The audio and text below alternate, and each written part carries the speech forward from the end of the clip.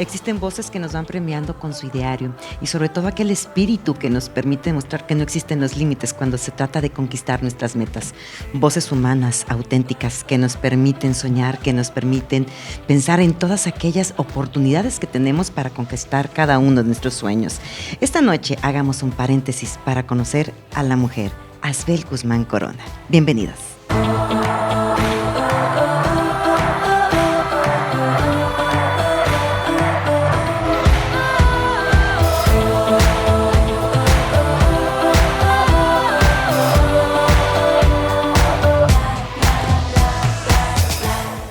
Asbel, querida, qué gusto saludarte. Esta es tu casa. Bienvenida, ¿cómo estás? Bien, muchas gracias. De verdad, gracias por invitarme. Qué placer estar contigo. No, hombre, yo tenía muchísimas ganas de echar el chal a gusto contigo. Ya, estaba muy cantado, ¿no? Sí, qué bueno que se dan las cosas. Mira, yo creo que no teníamos la oportunidad de conocernos personalmente, pero claro que tenemos referencias, amigos comunes, conocemos nuestro trabajo. Entonces, para mí, pues es un placer estar aquí. Gracias. Muchísimas gracias, hermoso, sobre todo por tu agenda que sabemos que está sumamente ocupada. Y de eso se trata la vida, ¿no? De ir coincidiendo, de ir concatenando grandes momentos, ¿no? Así es. Creo que en ese sentido, bueno, cuando eres una mujer que trabaja, pues tienes que dividir tu día de tal forma en que pues puedas resolver, ¿no? El día a día. A lo mejor con más responsabilidades, con menos, pero la idea pues es estar activa, ¿no? Así es, y sobre todo pues ir tras de tus sueños, ¿no, Asbel? Muchas veces dejamos de lado a esta mujer, a esta niña, que soñaba, que tenía ideales, que iba por alcanzarlo, porque nos metemos en un rol literalmente de equilibristas. Sí, te decía que este rol de equilibrista de repente no te sale tan bien y te caes, ¿no? Como la vida, ¿no? El chiste Claro. es levantarse. Así es. Y en este tenor, ¿cuáles eran los sueños que tú tenías de niñas? ¿Cómo era Asbel de niña? Bueno, siempre quise trabajar en los medios de comunicación. Bien. Desde niña siempre fue... tenía muy claro qué era lo que quería hacer y pensaba, te lo juro, Sí. ya después que cuando crecí, que los niños y las niñas así eran, que todo el mundo sabía qué era lo que quería hacer en la vida. En ese sentido me siento muy afortunada porque identifiqué qué era lo que me gustaba, hacia dónde iba a ir encaminada mi vida, porque pues poco a poco vas descubriendo conforme te vas involucrando en el tema que este es un estilo de vida, ¿no? Así es. Entonces, mis sueños eran esto, estar frente a un micrófono, a lo mejor no necesariamente involucrarme en la producción, pero la vida me fue llevando a involucrarme en la producción. La idea para mí era estar frente a una cámara, sí detrás del micrófono, pero no me veía frente a una cámara de video. Sí. Entonces, poco a poco, la misma vida te va conectando con gente y te vas involucrando en la conformación, en la construcción de mensajes, Sí. haciendo conciencia de lo importante que es saber comunicar adecuadamente y de la responsabilidad que implica, ¿no? Sí, la responsabilidad, el poder compartir, el poder expresar con los demás a través de todos estos pensamientos que son muy, muy auténticos y empáticos, ¿no? Eso también es sumamente importante, el generar esta empatía, la cual logramos ir sumando a través de las vivencias que tenemos, ¿no? Claro, porque una cosa es querer hacer, construir mensajes, producir, pero la otra parte es ¿y cómo lo vas a hacer para que la gente se entretenga? En ese entonces, y te estoy hablando ya desde hace como 40 años, había pocas oportunidades, pocas opciones, poca oferta, digamos, en el lugar en donde uno vivía para poder conectarse con otros lugares, con otras personas, con el público en general. Y ahora, por eso creo que de pronto se volvía un tanto más fácil, Sí. siento, poder estar frente al micrófono y acercarte al público. Ahora Así hay es.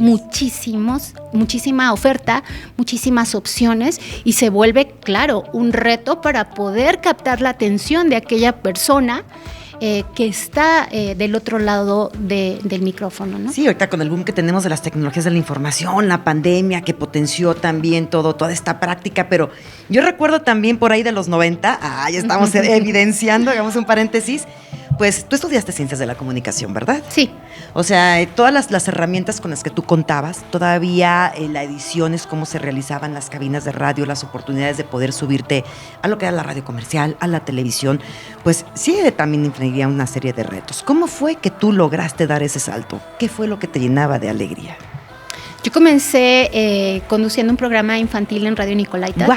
Tenía 10 años. Te digo que la vida te va llevando, todo se alinea, ¿no? Mis vecinos, yo no vivía en Morelia, yo vivía en el estado de Morelos, aunque mi familia sí es de Michoacán.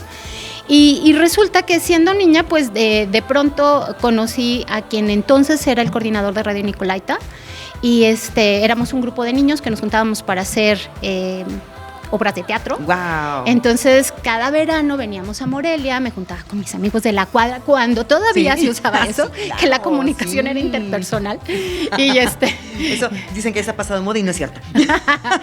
Era maravilloso, Y nosotros nos juntábamos para jugar en la calle, obviamente. Ese era el lugar de reunión, pero también para hacer cosas creativas, ¿no? Y entonces hacíamos obras de teatro y un día nos ve este coordinador de Radio Nicolaita, que es Ernesto Ayala Durán.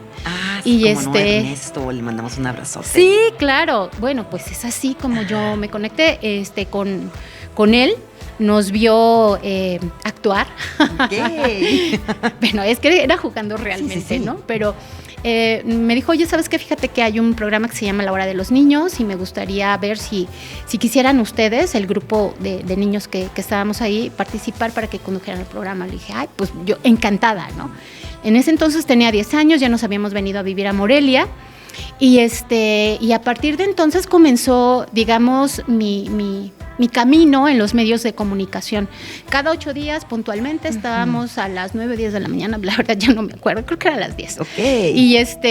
Y llegábamos al programa y por eso también me involucré en la producción, porque era la conducción, pero también el armado del programa de radio, ¿no? Claro.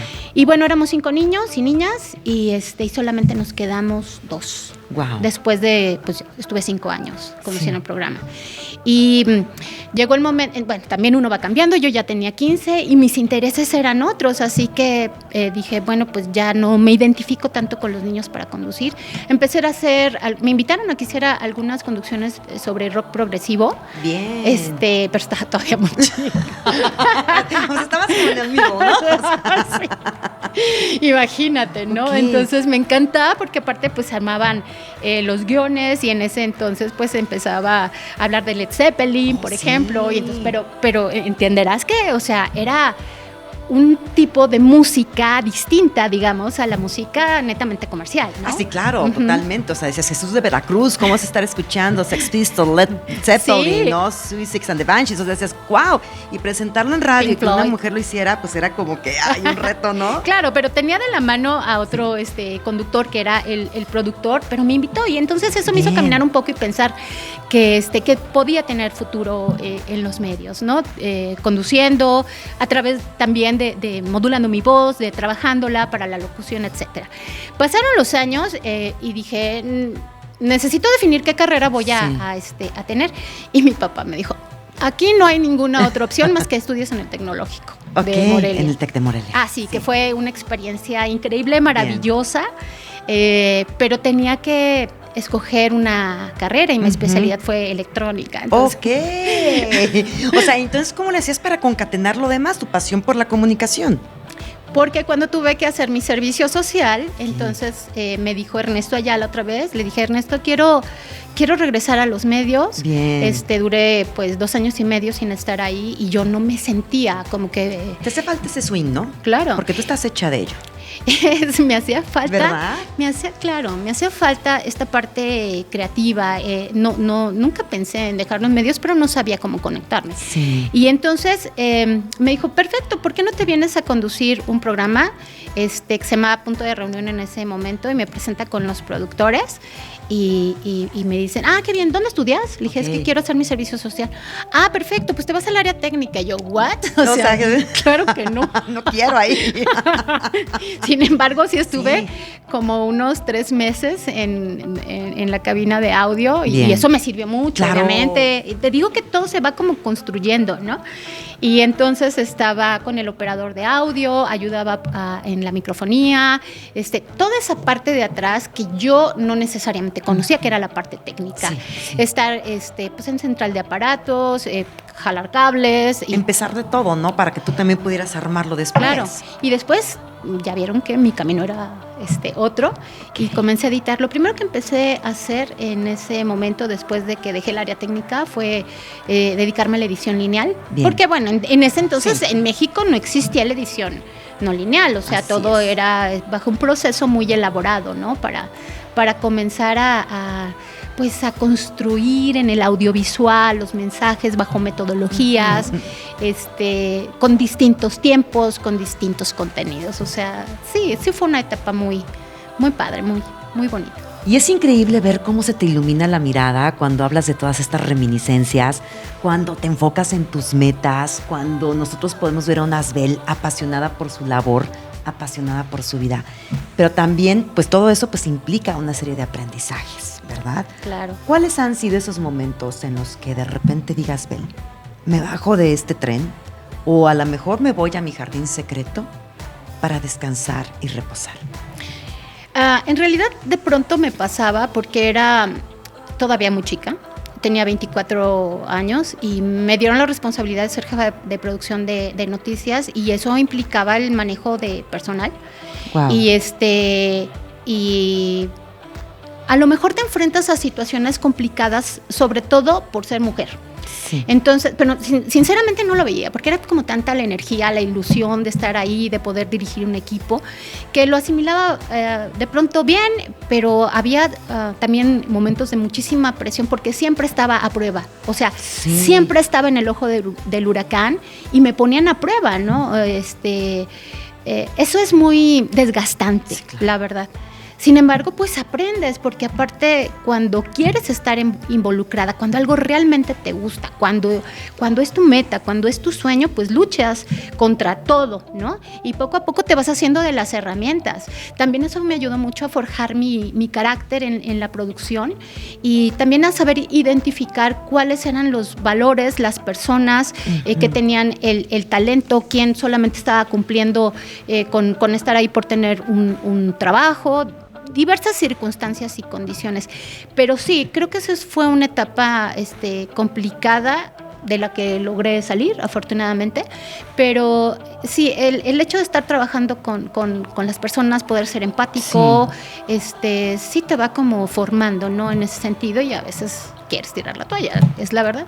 Pero es que hay que agarrar fuerzas hasta de donde uno no las tiene, ¿no? Pero yo creo que si estás alimentada por tus sueños, los sacas adelante, ¿no? Sí, pero ¿sabes qué? No debería de ser así. O sea, ese proceso sí me tocó y han sido situaciones que me ha tocado vivir a lo largo de mi vida y en ocasiones, ya a estas alturas, digo, es que yo no quiero esto y si las cosas no van a cambiar, bye, O sea, no creo que también lo que yo puedo aportar es valioso y si la gente no lo ve así, pues que sigan su camino. Sí, y es muy padre esto que comentas, ¿no? Ya tenemos una madurez en la que podemos decidir qué proyectos, incluso qué relaciones o qué aspectos de nuestras vidas deseamos o no deseamos vivir y que podamos movernos, ¿no? Y es parte también de los aprendizajes y es parte de la retroalimentación que también tenemos en la vida, ¿no? El poder elegir, el poder discernir con quién caminamos en esta vida, en esta maravillosa ruta que es la vida. Sí, claro que sí. ¿Quiénes han sido tus grandes cómplices, Asbel? Mi esposo, por supuesto.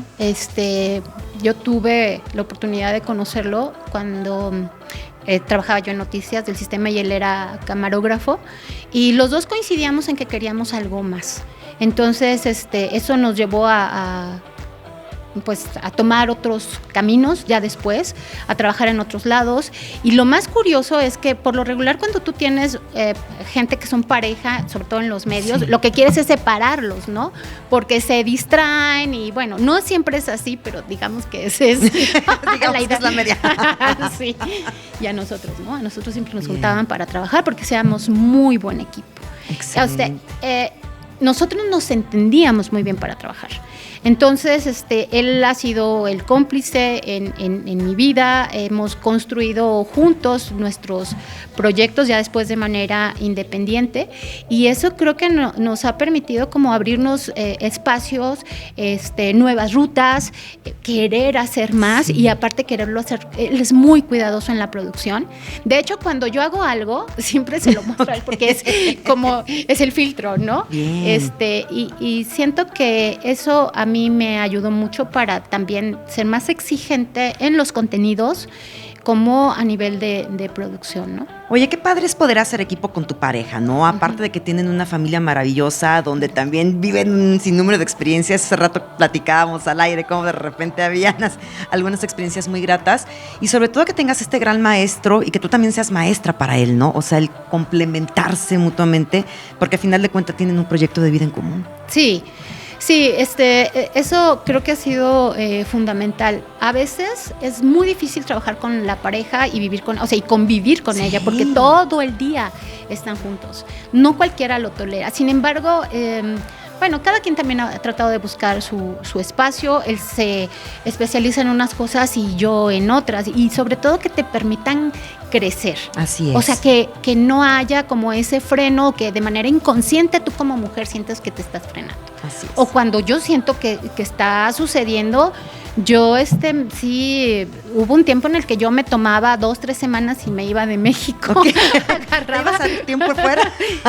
Bueno, sí, casi siempre me iba a trabajar o a encuentros académicos, pero de pronto se me volvió como parte ya de un hábito. Y cuando no lo pude hacer en la pandemia, sí pasé por situaciones muy complicadas, porque el salir de aquí, el vivir una experiencia distinta, el estar enfrentándome a cosas diferentes y nuevas, y de pronto dejar de hacerlo fue horrible, ¿no? Yo creo que para todos fue una época de reinvención, ¿no? Muchas veces decían, híjole, es que a lo mejor nos va a ir mal algo, pero yo creo que si lo tomábamos desde el aspecto positivo, pues también fue un semillero para crear nuevos proyectos. A mí me costó mucho trabajo, o sea, ¿qué hice? A mitad de pandemia, platiqué con gente que estaba en Tierra Caliente y empecé a hacer proyectos por allá. O sea, quería como enfrentarme a un panorama distinto de cómo la gente puede vivir bajo condiciones de violencia. Sí. Y digo, no porque me fuera yo necesariamente a meter y empezar a contar historias de violencia, porque ya en alguna ocasión tuvimos una experiencia muy desagradable en Tierra Caliente, pero sí saber cómo la gente estaba saliendo adelante bajo un contexto de violencia permanente, de inseguridad, y aparte en época de pandemia, ¿no? Wow. Ajá. Totalmente terrible, ¿no? Sobre todo lo que veían muchas mujeres que estaban ahora sí que en el encierro con el violentador, muchas situaciones, que ya no teníamos los recursos. Wow, fue una época realmente sensible y con muchos retos. Sí, definitivamente. Sin embargo, lo que nosotros pudimos rescatar en ese momento, aunque no nos concentramos en las historias de mujeres, sí era como la parte económica, a pesar de todo, tenía que continuar resolviéndose bajo este contexto. A mí me gusta mucho trabajar en las comunidades, me gusta acercarme a las personas, conocer cómo viven, mostrar esas cosas de lo cotidiano y aparte adaptarlas ahora pues a las nuevas a las nuevas formas de comunicar, que son las plataformas, ¿no? Las redes sociales, porque aparte como he trabajado el fenómeno migratorio, sé que no solamente esas historias se quedan en Michoacán, o sea, se quedan a nivel nacional y se quedan también en Estados Unidos, porque la gente sigue estando en contacto con sus familiares. Entonces decirles, me acuerdo que me fui a Buenavista y llegamos a una lechería donde también donde pues tenían ganado y elaboraban pues toda una serie de productos derivados de la leche, y cómo el simple hecho de mostrar a esa familia cómo vivía su día a día, qué era lo que producían, mostrar cómo se hacía una paloma, o sea, de pronto lo subí y tenía 10,000 reproducciones en 3 días, ¿no? Entonces qué padre, eso es muy interesante, poder conectar, a propósito de lo que decíamos hace rato, ¿no? Es conectar y sobre todo, bueno, el mostrar esta realidad de todas estas personas que están viviendo hoy en día con todos los retos, con todos los desafíos, y bueno, un trabajo loable que incluso te valió nominaciones para Pantalla de Cristal, ¿no? Sí, las nominaciones a Pantalla de Cristal, la primera comenzó en 2015. Cuando yo era directora del Sistema Michoacano y como ya estaba un tanto involucrada con el fenómeno migratorio internacional, empezaba a ver yo qué era lo que el canal proponía para el público en Estados Unidos, porque aparte pues, sí nos veían a raíz de convenios que se hicieron con Mexicanal en ese momento, pero se hacía un programa que desde mi punto de vista, siendo yo productora, no cumplía realmente con el objetivo de poder mostrarles a los michoacanos y michoacanas que vivían en el otro lado que esta parte de la añoranza, ¿no? De vivir en su pueblo.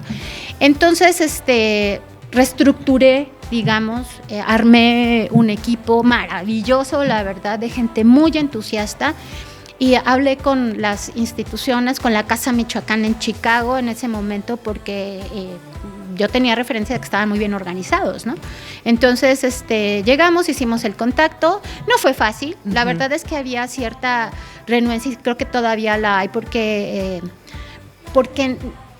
los migrantes, las y los migrantes se sienten un tanto abandonados. Sí. Entonces, siendo un medio público y que quisiera en ese momento estar con ellos presentes y tratar de mostrar, porque ese era el proyecto, mostrar cómo vivían los michoacanos y las michoacanas en Chicago, en el barrio mexicano, en Pilsen concretamente, se les hacía rarísimo.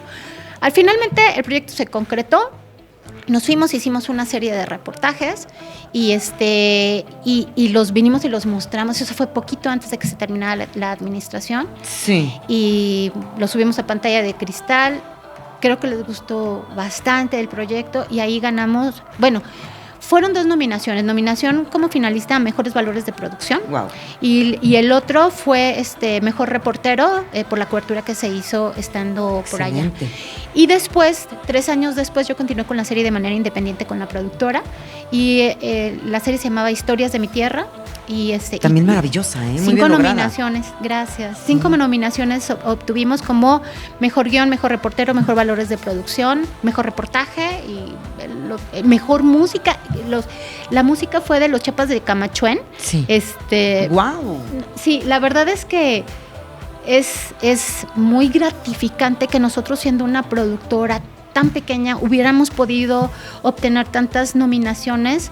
Y creo que esto también te va mostrando que vas por el camino correcto. En ese entonces no había, digamos, este boom del fenómeno migratorio internacional que se vive hoy en México, porque siempre era como el lado amarillista el que se quería mostrar. Y yo quería mostrar otra cara de la migración, ¿no? O sea, mostrarlo en positivo, ¿no? Mostrar las fortalezas. O sea, obviamente sí mostrar la realidad de lo que están pasando nuestros hermanos del otro lado de la frontera, pero también desde el aspecto positivo, porque muchas veces revictimizas y eso también es muy duro. Sí, la idea es que, fíjate que cuando yo estoy elaborando, por ejemplo, un mensaje, cuando quiero escribir, pongo como las 2 caras, ¿no? O si tiene varias caras, pues trato de mostrar el panorama completo, porque no me gusta que siempre sea algo negativo. Así claro es. Que hay cosas negativas, como en la vida. Claro, pero también hay cosas muy buenas que se pueden mostrar. Así es. Y es parte de este maravilloso trabajo que haces a través de Codia, ¿verdad? De tu agencia, que ya tiene varios años, ¿verdad? Que le iniciaste junto con Arturo. Sí, tiene 18 años. Creo que lo iniciamos en 2003. Wow. Entonces, pues sí, hemos trabajado mucho, no solamente en la creación de reportajes, en ese tipo de proyectos, sino que trabajamos durante varias administraciones para el gobierno de Michoacán y para varios ayuntamientos en el estado en diferentes épocas. También tuvimos una experiencia muy buena trabajando para Cinépolis también, y te lo digo muy buena porque fíjate que todo abona. Sí, claro. Cuando trabajas, por ejemplo, en los medios públicos, tienes que adaptarte, digamos, a los modos de trabajo estando en un medio público, sobre todo a nivel de contenido. Sí, claro. Y cuando trabajas para medios privados, que también lo hemos hecho, tienes que pensar en qué tipo de gente es la que está viendo tu contenido, ¿no? Y cuando trabajas de manera independiente y trabajas, por ejemplo, para el gobierno, también tienes que construir de tal manera el mensaje para que pues puedan lograrse los objetivos. Y cuando nosotros trabajamos para esta empresa, sobre todo nos fijamos mucho, nos concentramos mucho en la calidad del producto que hacíamos. Entonces, creo que uno va complementando y va sumando a la vida laboral y a la vida personal el cómo te tienes que conducir, ¿no? Y en ese tenor me gustaría detenerme, porque yo veo una mujer apasionada, empresaria, catedrática, con un dominio maravilloso de su profesión, con todo el conocimiento, pero yo quisiera detenerme en la mujer. ¿Cuáles son las motivaciones de Asbel como mujer? ¿Qué es lo que te motiva a ti como mujer? Te podría decir que como mujer no puede uno, y si eres mamá no puedes desligarte de esa parte. Claro que me motiva mi hijo, me motiva mi hija. Quiero mostrarles qué hay después de que recorres un camino. Quiero mostrarles con el ejemplo qué es lo que pueden ellos lograr. Quiero decirles que a pesar de las dificultades uno puede salir adelante. A lo mejor no siempre se los muestro de la mejor manera, porque la vida no es fácil. Así es. Porque yo he tenido muchos retos en mi vida. Creo que uno de los retos más importantes es superar el miedo. Así es. Y no sabía identificar de pronto qué era lo que me generaba como ansiedad ante determinadas circunstancias. Y sí, es el miedo. Es el miedo a no saber qué va a pasar el día de mañana, aunque tengas un proyecto. Es el miedo a la inseguridad del lugar en donde vives. El miedo a que le pase algo a tu familia. Y eso de pronto se vuelve como... Sientes como si estuvieras pues en un pozo o en un vacío. Sin embargo, pues yo no puedo, o sea, de manera particular no puedo sumirme en eso. O sea, sí. Hago berrinche, me enojo, grito y lo supero. Catarsis. Hago catarsis, hablo con mi marido, me aguanta. Ok. Porque no tiene de otra. Te ama. Ah, sí, y por claro. Eso está ahí sí. el presente, ¿no? Él también es una motivación enorme en mi vida. O sea, de pronto a veces, como mujer a veces y con tantas responsabilidades, no sabes cómo mostrar el amor, Así ¿sabes? es. O sea, no es como la manera más adecuada, ni soy la persona como más positiva en ese momento para mostrarme en lo positivo. Pero es que siempre estoy como muy metida en muchas cosas, ¿no? ¿Qué otra cosa me motiva? La ilusión de en algún momento poder estar bien y de pronto en otro lado. Me encanta viajar. Bien. O sea, ese es siempre es mi sueño. Uh-huh. Siempre me gusta estar en otro lado. Me gusta estar sola. De verdad me gusta estar con la familia y todo viajando, pero me gusta más estar sola. Sí. Disfruto muchísimo. Y eso fue algo que aprendí a lo largo de los años, a estar conmigo misma, a no estar con nadie. A disfrutar del lugar, del entorno, de los sitios, de descubrir yo sola. De hecho, cuando me ha tocado de pronto salir, sobre todo al extranjero, y que voy con un grupo de personas porque tenemos un proyecto parecido, sí. Yo les digo, bye. Bye, aquí no me subo. No, yo agarro mi camino.